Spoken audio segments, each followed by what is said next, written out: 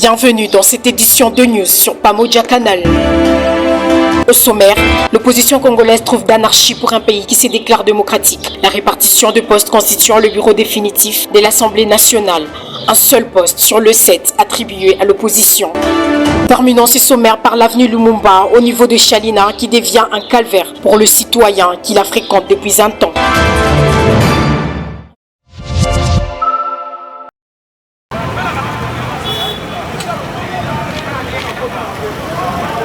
Des eaux stagnantes s'observent en plein centre-ville de Lubumbashi, précisément au niveau de Chalina. Les conducteurs de taxibus qui y parquent leurs véhicules en attente de clients définissent leur vécu comme étant un calvaire au quotidien.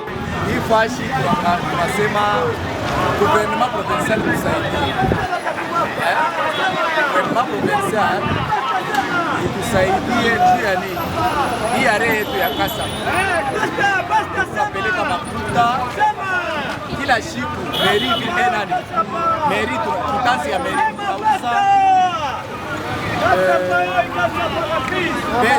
kitansi bwana mshindistre kitansi ya meri tunalipa de deux tunalipa madua yote mataksi yote mataksi yote aleta tunalipa mais abapende kutengenezea ifashi yetu ya refa ya kutengenezea nini ile tunatutengenezea hapo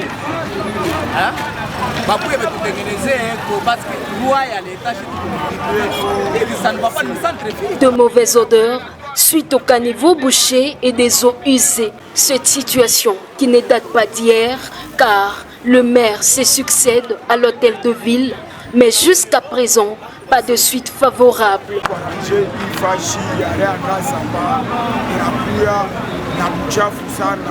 À propos de quoi, canalisation, il est déjà bouché. Et qu'on a battu le gouvernement, on a débouché comme canalisation. Maintenant, on va charger jusqu'à quand il y a rien à Kassaba. Pour Google, toi, il n'y a rien, on est à Kassaba. Maintenant, tu as dit que tu as eu une inondation, il y a pas eu fachi. Leo na kesho population anza kushinda fasha kupita.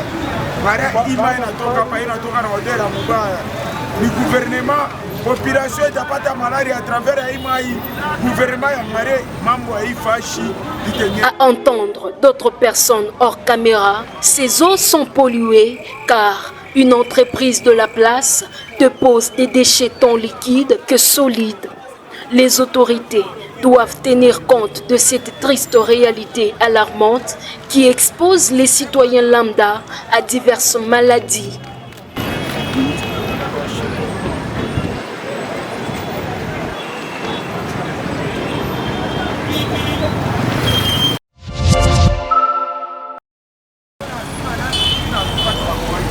En République démocratique du Congo, Lubumbashi fut une référence en matière de salubrité. Mais à présent, les immondices refont surface dans plusieurs coins des avenues et devant le boutique, à l'occurrence sur Maniema et sur l'ex-Kasai coin Tabora. Les ordures sont visibles le long de ces artères. Craignant la propagation de maladies de mains sales, la population s'inquiète. Vous avez constaté sur le terrain, nous les déplorons chaque jour. On a fait appel aux autorités. Comme vous pouvez le constater, c'est l'artère principale qui mène vers les institutions. On a fait appel aux autorités, ils viennent, ce qui est déplorable. En plus, c'est les agents de la mairie qui ont transformé ces lieux comme un dépotoir.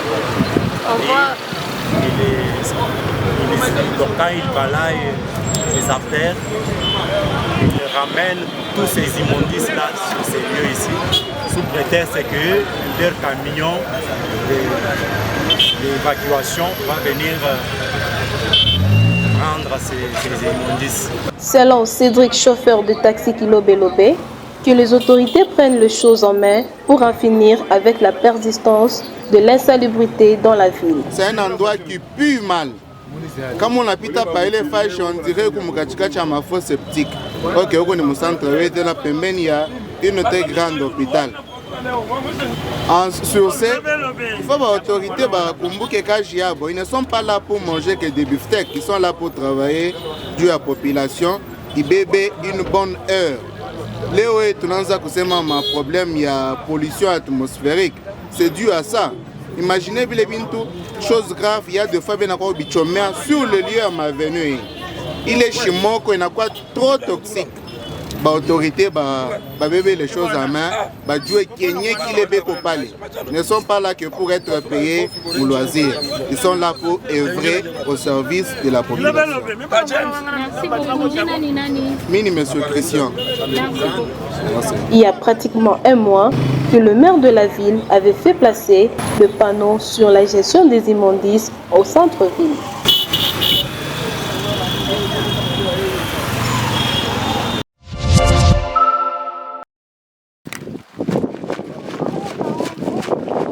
Kawama, l'un des quartiers de la commune Rwashi, dans la province minière du Haut-Katanga, enregistre plusieurs enfants mineurs dans des mines. Ces derniers, souvent issus de familles pauvres, travaillent dans des conditions précaires et dangereuses, les exposant ainsi à des risques néfastes à leur santé et leur sécurité. Pourtant, selon la législation congolaise, il est strictement interdit de faire travailler des enfants dans le mine ou tout autre secteur artisanal.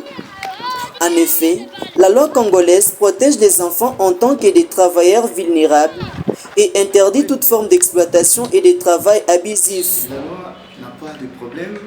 Le problème, c'est les acteurs, ceux qui doivent réellement poursuivre quiconque qui accéderait dans des mines à ciel ouvert, dans des carrés miniers pour faire travailler des enfants.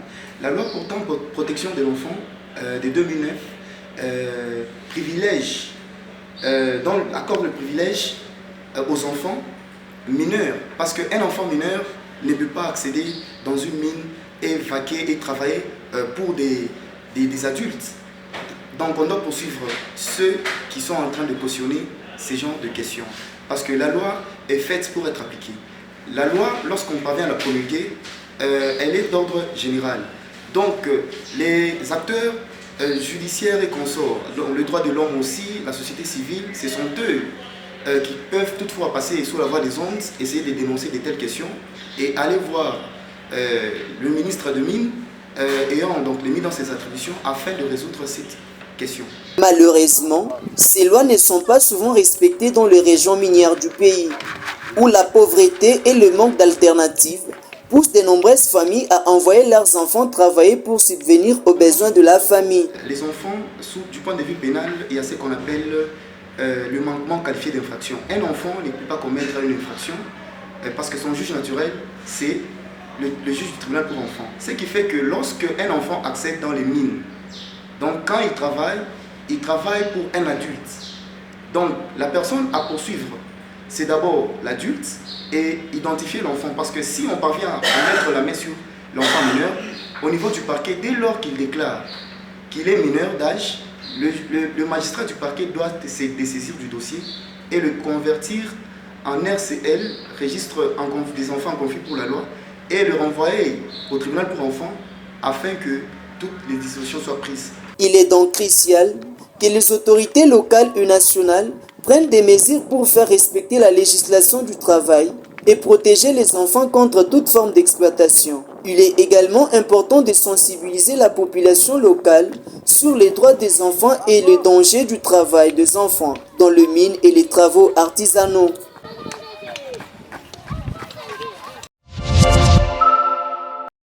On va avoir quelques minutes de break. On a une documentation. L'Assemblée nationale de la République démocratique du Congo ayant pour but de voter les lois pour le bon fonctionnement du pays, son bureau définitif joue un rôle capital, d'où la répartition de cette poste et des primeurs. Une première pour cette 4e législature qui ne pourvoit qu'un seul poste au lieu de 2, comme des coutumes, la part réservée à l'opposition.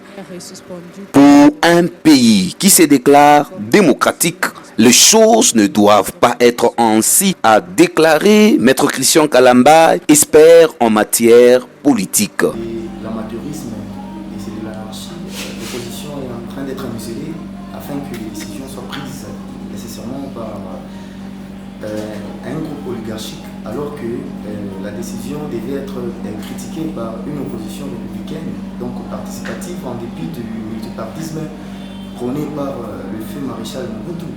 Et ce qui est en train de se passer, je pense que le pays est en train d'aller vers une dérive et vraiment c'est inacceptable. Donc les textes doivent être respectés afin que nous puissions parler d'un état de droit, car deux postes de l'opposition sont garantis. Dans les anciennes législatures, l'opposition a été représentée valablement, mais on ne sait pas ce qui est en train de se passer. Vraiment, nous devons arrêter cette hémorragie.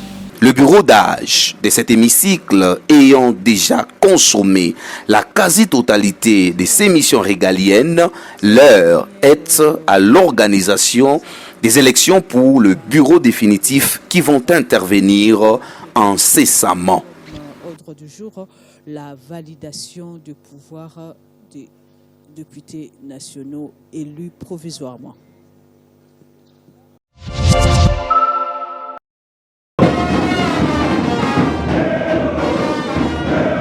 Selon les informations rapportées lors du meeting qui s'est tenu au siège national de l'INAFEC ce dimanche 21 avril, le président national Ladislas Longangue a abordé 3 points essentiels lors de son discours. Mais kama wale tuko nao wanataka kutuweka munjia mubaya ni boga talipa.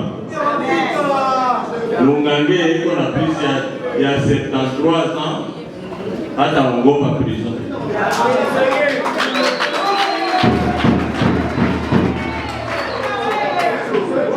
Nimeelezea na vile niko nimeelezea inafaa inafeki yetu kwa mama parti tulikuwa nayo haina kikwembe leo bwana meyua kile.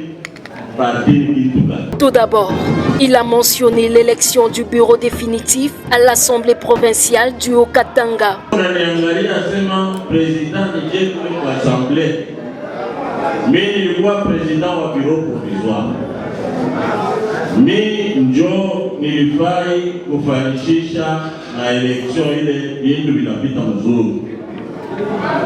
Bananiita kukinshasa wananilanda kuyo huku hivi na hivi wananilanda wanawakia kufanya vitu vingine.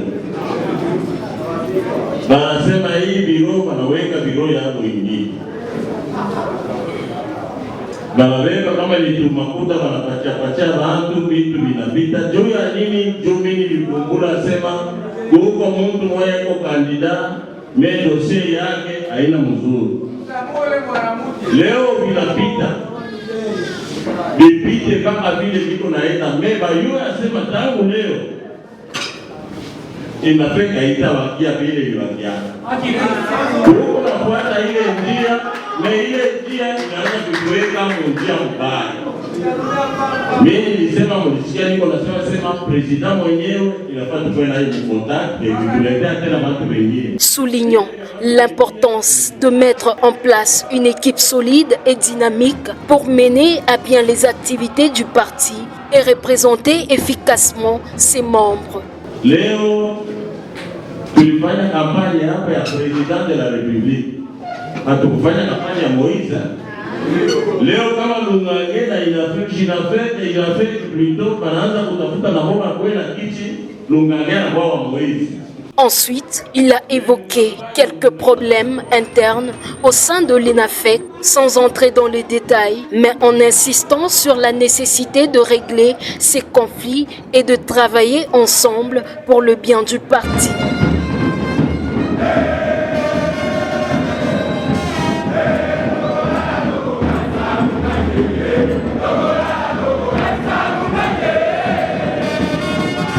Ladislas Longangue a appelé à l'unité et à la solidarité entre les membres de l'UNAFEC, mettant en avant l'importance de rester soudés face aux défis et aux adversités. Ce meeting semble avoir été l'occasion pour le président national de rappeler des valeurs et les objectifs du parti tout en insistant sur l'importance de l'organisation interne et de la cohésion entre ses membres.